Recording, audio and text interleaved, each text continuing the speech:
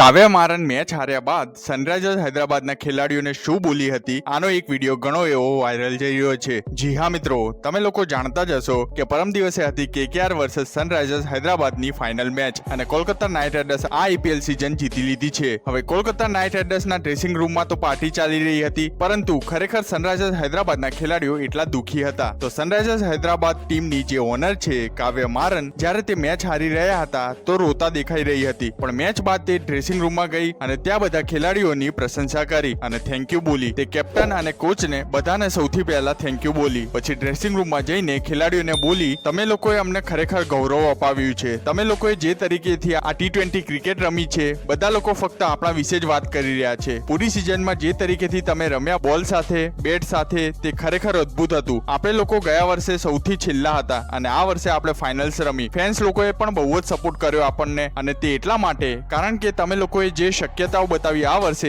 તે માત્ર મહાન હતું। બધા લોકો આપણા વિશે વાત કરી રહ્યા છે, તેમ છતાં પણ કેકેઆર જીતી ગઈ તો પણ બધા લોકો આપણા વિશે વાત કરશે, કારણ કે આપણે એ તરીકેથી ક્રિકેટ રમી છે આ વર્ષે। થેન્ક યુ મિત્રો, કાળજી લો, આના જેવા દેખાશો નહીં। આપણે ફાઇનલમાં રમ્યા છે, તે માત્ર બીજી કોઈ રમત ન હતી।